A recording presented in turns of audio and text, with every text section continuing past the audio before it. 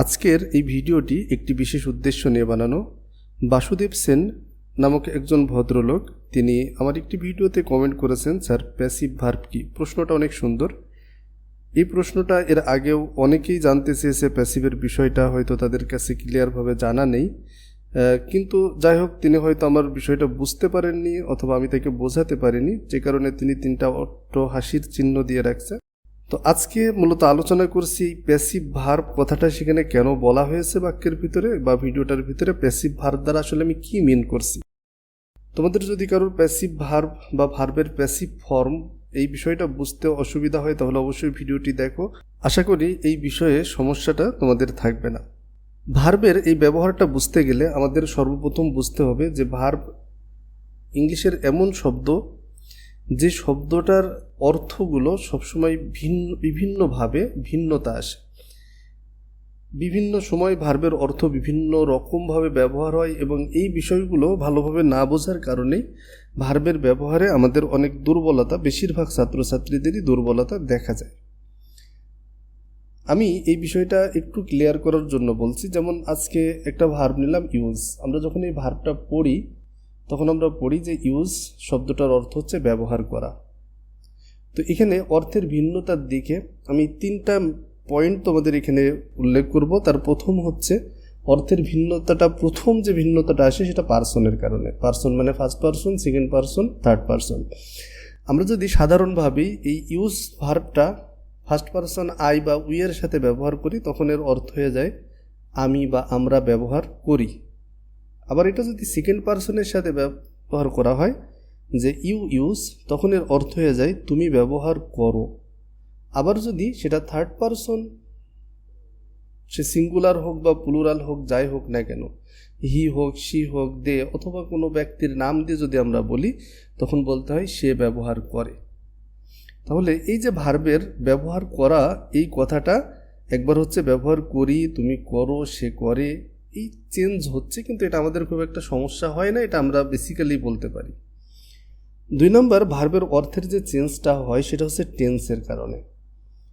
Tense বলতে আমরা গাদা গাদা যে 12টা স্ট্রাকচার একদম গট করে মুখস্থ করা, আসলে বিষয়টা এমন না। টেন্স হচ্ছে আমাদের বুঝতে হবে যে ওই ভার্বের কাজটা ঠিক কোন সময়ে সংঘটিত হচ্ছে, এই বিষয়টার দিকে ফোকাস করলে তোমরা টেন্স খুব ইজিলি বুঝতে পারো। যেমন আমি ব্যবহার করি এই কথাটাকে, যেমন আমি বলছি যে আই ইউজ, সে বললে বলছি হি ইউজেস, কিন্তু আমি ব্যবহার করছি এর ইংলিশ কি একই হবে? বা আমি যদি বলতে চাই যে আমরা ব্যবহার করেছি, এর ইংলিশ কি একই হবে? আমি ব্যবহার করলাম, আমি ব্যবহার করছিলাম বা আমি ব্যবহার করব, এই যে ব্যবহার করা কথাটাকে যখন আমরা বিভিন্ন সময়ের সাথে মিলাচ্ছি তখন এই বাক্যের গঠনগুলা কি হয় না, সেম হয় না। এই যে ভার্বের আলাদা আলাদা অর্থের জন্য ভার্বের আলাদা আলাদা রূপের ব্যবহার করা, এটাই মূলত টেন্স, এবং এই জায়গায় অর্থের ভিন্নতাটা খুব বেশি কাজে লাগে। অর্থের ভিন্নতার সর্বশেষ যে বিষয়টা যেটা নিয়ে আজকের ভিডিওটা তৈরি করা, সেটা হচ্ছে ভয়েসের কারণে। ভয়েস বুঝতে গেলে আমাদের আরও একটা বিষয় বুঝতে হবে। যখনই আমরা কোনো ভার্ব ব্যবহার করি, যেমন ইউজ একটা ভার্ব, এর অর্থ হচ্ছে ব্যবহার করা। তো এই ভার্ব যখনই আমরা ব্যবহার করি, ভার্বের কাজ যে বা যারা করে তাদেরকে মূলত বলা হয় ওই ভার্বের সাবজেক্ট। আর ভার্ব দ্বারা কি করা হয় বা কাকে এই কাজটা করা হয়, এই কথা দুইটার উত্তরে আমরা যে শব্দ বা শব্দগুচ্ছগুলো পাই এগুলাকে বলা হয় ভার্বের অবজেক্ট। খুবই বেসিক একটা বিষয়। মানে ভার্বের কাজ কে বা কারা দ্বারা প্রশ্ন করে যদি আমরা কিছু পাই সেটা হবে সাবজেক্ট, আর ভার্বকে কি বা কাকে দ্বারা প্রশ্ন করে যেটা পাই সেটা আর উত্তর পেলে সেটা হবে অবজেক্ট। যেমন আমরা যদি একটা উদাহরণ দিই যে আমি মোবাইল ফোন ব্যবহার করি, এর আগে আমরা যে উদাহরণগুলো দেখলাম, এই ক্ষেত্রে ব্যবহার করা কাজটা কে করে? আমি করি। তার মানে এখানে সাবজেক্ট কর্তা উপস্থিত, যে ভার্বের কাজটা করছে সে উপস্থিত আছে। কিন্তু আমরা যদি উদাহরণটা এমন বলি যে যোগাযোগের জন্য মোবাইল ফোন ব্যবহার করা হয়, যোগাযোগের জন্য মোবাইল ফোন ব্যবহার করা হয়, তাহলে এই বাক্যটাই ব্যবহার করা যে কাজটা, এই কাজটা কি করে? হু ইউজ মোবাইল ফোন? সেই ব্যক্তিটা এখানে অনুপস্থিত, তাহলে এই বাক্যটাই সাবজেক্ট নেই, মানে ভার্বের কাজটা যে করছে সে এই সেন্টেন্সের ভিতরে নেই। তো এই বাক্যগুলো বানাতে গেলে, আমরা প্যাসিভ বাক্যগুলো তৈরি করতে গেলে সাধারণত যেটা করি, ভার্বকে কি বা কাকে দ্বারা প্রশ্ন করে অবজেক্টটাকে সাবজেক্টে বসাই, কারণ রাজা ছাড়া তো রাজ্য চলে না, তাই না? তো সাবজেক্ট ছাড়া আসলে আমরা যখন এই যে ভার্বের এই বাক্যগুলো তৈরি করছি, তখন আমরা সেই জায়গায় কী করছি, ওই ভার্বের কাজটা অর্থাৎ অবজেক্ট অংশটাকে আমরা সাবজেক্টে নিয়ে চলে আসছি। বাক্যগুলো তৈরি করতে গেলেও প্যাসিভের ক্ষেত্রে আমাদেরকে অবজেক্টটা দিয়ে শুরু করতে হয়, অ্যাক্টিভের ক্ষেত্রে যেমন সাবজেক্ট থাকে। তাহলে মোবাইল ফোন ব্যবহার করা হয়, আমরা যদি এখানে কি বা কাকে দ্বারা প্রশ্ন করি যে কি ব্যবহার করা হয় মোবাইল ফোন, এই বাক্যগুলো সাধারণভাবে এই অবজেক্ট দ্বারা শুরু হয়, দেখতে সাবজেক্টের মতোই, কারণ অবজেক্টেও যা বসে সাবজেক্টেও সেই নাউন প্রোনাউন একই ধরনের শব্দ বসে। এটা দেখে কিন্তু আলাদাভাবে আইডেন্টিফাই করা যায় না। এখন রাইট ফর্ম অফ ভার্বে তোমাদের সবথেকে বড় সমস্যা হয় যে এইটা বুঝতে না পারা যে এই বাক্যের সাবজেক্টে যে আছে সে কি আসলেই ওই ভার্বের কর্তা নাকি অবজেক্টটাকে সাবজেক্টে রাখা হয়েছে। যখনই তোমরা এটা বুঝতে পারো না, তখনই রাইট ফর্ম অফ ভার্বের এই বিষয়টা ভুল করে বসো।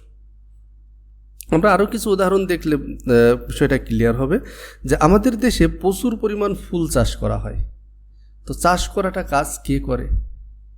আমাদের দেশে চাষ করা হয়, যে করে কৃষক হতে পারে বা সাধারণ মানুষ হতে পারে, যেহেতু সাবজেক্টে নেই বা বাক্যে নেই, অনুপস্থিত, তার মানে এটা একটা প্যাসিভ বাক্য। গতকাল আমাদের স্কুল সুন্দরভাবে সাজানো হয়েছিল। তো সাজানোটা কাজ কে সাজিয়েছিল? গতকাল আমাদের স্কুল সুন্দরভাবে সাজানো হয়েছিল, এর ভিতরে কর্তা আছে? কর্তা তো নেই, তার মানে এটা একটা প্যাসিভ বাক্য। এই কাজের জন্য তোমাদেরকে শাস্তি দেওয়া হবে। তাহলে এই শাস্তি দেওয়াটা কাজ, এই কাজটা কে করবে? আমাদেরকে তো শাস্তি দেওয়া হবে, বলা হচ্ছে তোমাদেরকে শাস্তি দেওয়া হবে। তো শাস্তিটা দিবে কে? সে কি আছে? মানে কর্তা নেই। তো এই ধরনের বাক্যগুলোকেই মূলত প্যাসিভ বাক্য বলা হয়। আর প্যাসিভ বাক্যে ভার্বের যে ফর্মটা ব্যবহার করা হয় সেটাকে বোঝানোর জন্য আমি বলছি এটা passive verb, verb in passive form. তো আরেকটা বিষয় তোমরা এখানে লক্ষ্য করলে বুঝতে পারবা যে আমরা প্রথম যে উদাহরণটা দিলাম যে আমাদের দেশে প্রচুর পরিমাণ ফুল চাষ করা হয়, এটা কিন্তু সব সময়ের কথা বোঝাচ্ছে, মানে প্রেজেন্ট টেন্স। আবার গতকাল আমাদের স্কুল সুন্দরভাবে সাজানো হয়েছিল, এটা কিন্তু প্রেজেন্ট না, এটা পাস্ট।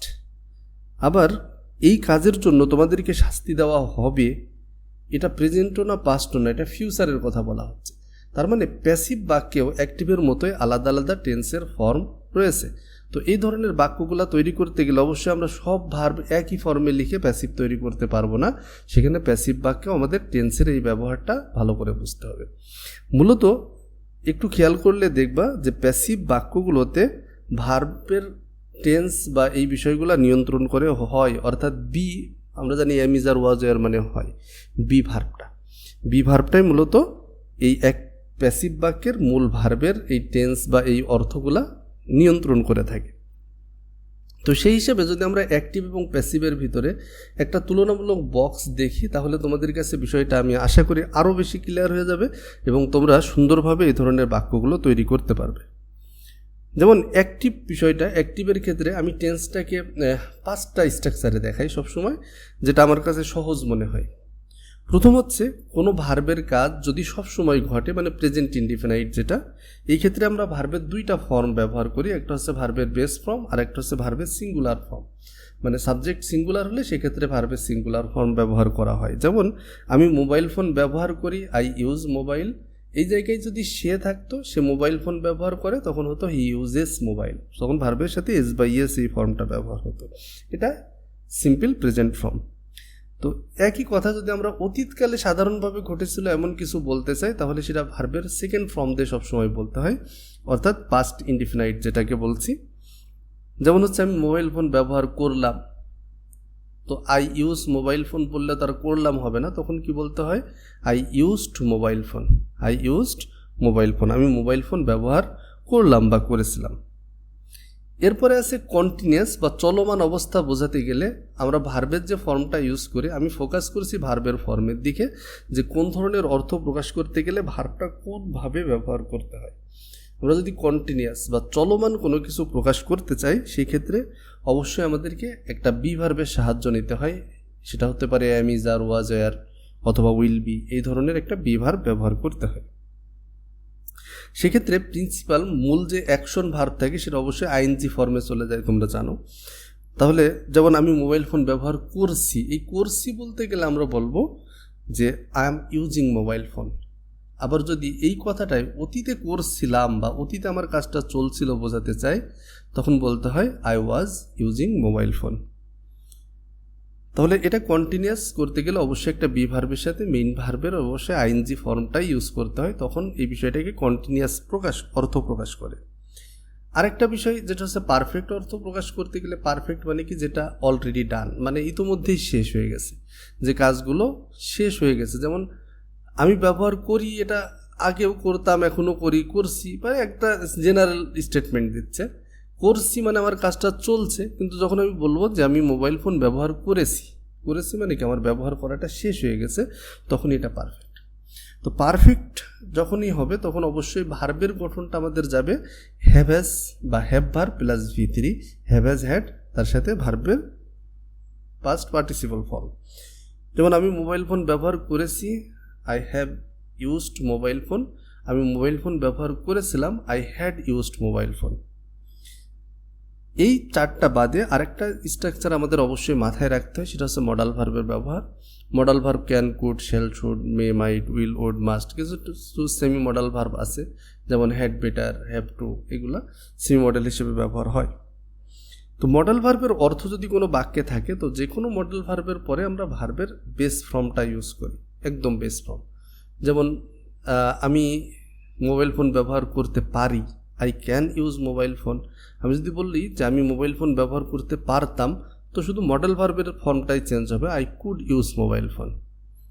আমার মোবাইল ফোন ব্যবহার করা উচিত, I should use mobile phone. তাহলে এভাবে মূল ভার্বটা একদম বেস ফর্মে থাকে। তো এই পাঁচটা স্ট্রাকচার অ্যাক্টিভে যদি তোমরা মাথায় রাখতে পারো, তো দেখবা প্রায় 90% ইংরেজি বাক্যগুলো তোমরা সঠিকভাবে লিখতে পারছো। তো এটা তো গেল অ্যাক্টিভ, যেখানে সব জায়গায় ব্যবহার করা কাজটা আমি একই সাবজেক্ট দিয়ে করছি, আমি দিয়ে, যে আমি করি, আমি ব্যবহার করি।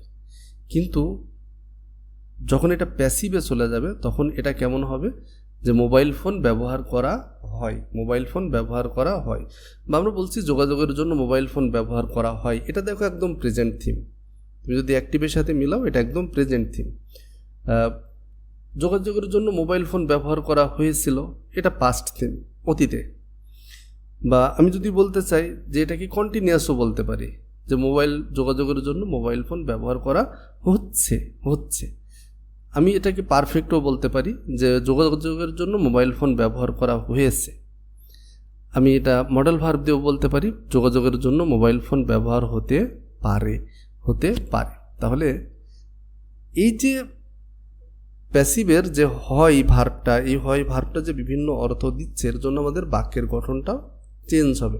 প্যাসিভের ক্ষেত্রে কি হবে,